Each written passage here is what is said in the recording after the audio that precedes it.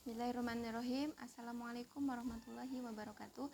Alhamdulillahirabbil alamin wassalatu wassalamu ala asyrofil anbiya'i wal mursalin sayyidina wa habibina wa maulana Muhammadin wa ala alihi wa sahbihi ajmain amma ba'du.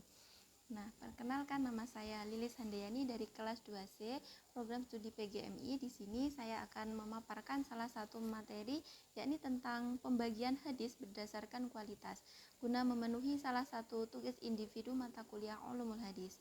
Nah, dari segi kualitas hadis dibagi menjadi 3. Yang pertama hadis sahih, yang kedua hadis hasan, dan yang ketiga adalah hadis dhaif. Pertama kita akan membahas tentang hadis sahih. Kata sahih berasal dari bahasa Arab as-sahih yang artinya sehat atau selamat dari penyakit. Sedangkan menurut istilah hadis sahih adalah hadis yang bersambung sanadnya sampai kepada Rasulullah SAW, tidak terdapat ilat, tidak terdapat kejanggalan, dan tidak terdapat syadz.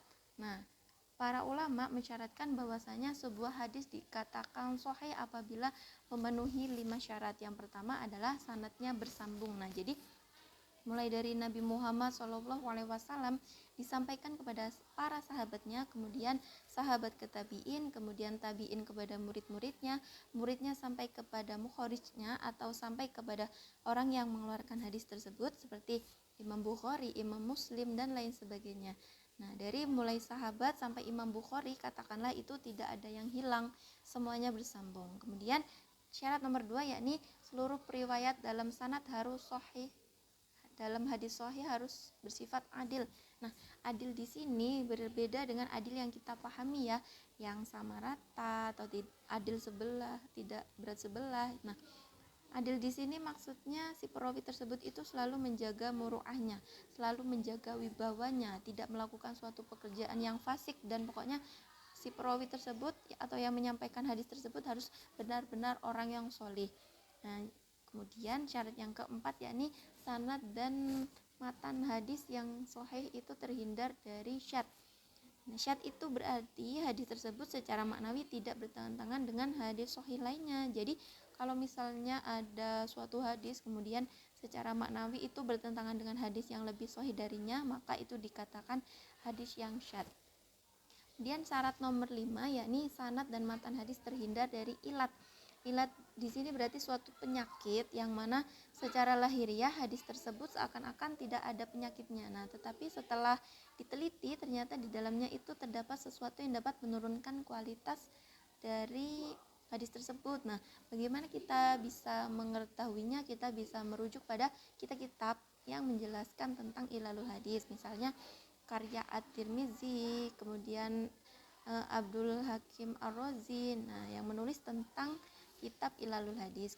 Adapun pembagian dari hadis sahih ini, para ulama membaginya dalam 2 bagian. Yang pertama sahih lidzatihi dan sahih lighairihi. Sahih lidzatihi ialah hadis sahih yang berdasarkan syarat-syarat yang telah ditentukan. Nah, jadi secara syarat hadis tersebut sudah memenuhi apa yang sudah ditetapkan atau apa yang sudah saya jelaskan di bagian awal tadi ya. Kemudian yang kedua hadis sahih li ghairihi, yakni hadis sahih yang awalnya hasan namun mempunyai jalur periwayatan lain yang setara atau lebih kuat darinya sehingga menjadikannya kemudian naik derajatnya menjadi hadis sahih. Nah, itu yang dinamakan hadis sahih li ghairihi. Kemudian pembagian hadis secara kualitas nomor 2 yakni hadis hasan. Nah, secara etimologi hasan artinya bagus, dan secara terminologi itu hampir sama dengan hadis sahih, yang membedakan hanya pada kedobitan perawinya. Nah, kalau tadi sahih itu dobitnya sempurna, kalau hadis hasan itu tidak sempurna yang terdapat di dalam hadis sahih. Nah, itu tadi pengertian dari hadis hasan tidak jauh berbeda dengan hadis sahih yang demikian. Kriteria hadis hasan berdasarkan pengertian tersebut. Berarti suatu hadis hasan itu ketika hadis tersebut sanadnya bersambung mulai dari Rasulullah sampai kepada mukhorijnya, kemudian diriwayatkan oleh periwayat yang adil, kemudian tidak ada syadz, kemudian tidak ada ilah, dan yang terakhir perawinya harus dobit. Akan tetapi kedobitannya tersebut tidak sempurna seperti yang terdapat di dalam hadis sahih. Nah, seperti itu. Nah, kemudian untuk pembagiannya hadis hasan ini sama dengan hadis sahih ya. Jadi hadis hasan itu terbagi menjadi 2, yakni hadis hasan li dzatihi dan hadis hasan li ghairihi. Nah, hadis hasan li dzatihi ini adalah hadis hasan yang sudah sesuai dengan syarat-syarat atau kriteria yang terdapat di pengertiannya tadi. Sedangkan hadis hasan li ghairihi adalah hadis yang awalnya doif tetapi kemudian ada jalur periwayatan yang lainnya yang setara atau lebih kuat sehingga kemudian hadis itu naik derajatnya menjadi hadis hasan. Nah, itu kemudian kalau hadis sahih li ghairihi itu awalnya hadis hasan naik menjadi sahih. Kalau hadis hasan li ghairihi itu awalnya dhaif kemudian naik menjadi hasan secara kualitas. Nah, kemudian pembagian hadis secara kualitas selanjutnya yang ketiga yakni hadis dhaif. Nah, hadis dhaif secara bahasa yaitu lawan dari kuat yaitu lemah. Nah, jadi berarti hadis dhaif itu hadis yang lemah. Sedangkan secara istilah yang namanya hadis dhaif ialah suatu hadis yang tidak memenuhi salah satu syarat yang terdapat di dalam hadis sahih maupun hadis hasan. Jadi ketika kemudian ada perawi yang tidak adil, tidak dobit, sanadnya tidak bersambung, kemudian ada ilahnya, ada syadnya. Nah, berarti itu dinamakan hadis doif atau hadis lemah. Nah, suatu hadis bisa doif disebabkan oleh beberapa faktor. Sebenarnya banyak faktor yang membuat suatu hadis menjadi doif, tapi kalau kita menyederhanakan, sebenarnya penyebab doif itu ada dua. Yang pertama karena masalah ketersambungan sanad, dan yang kedua karena ada perawinya yang bermasalah. Nah, jadi dalam perawinya itu terdapat sesuatu yang mampu menjadikan hadis tersebut menjadi doif ya.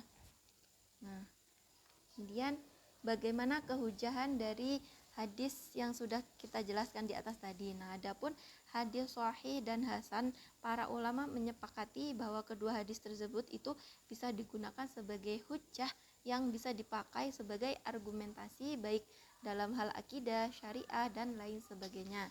Nah, adapun untuk hadis dhaif ini ulama berbeda pendapat, ada yang membolehkan dan ada yang melarangnya.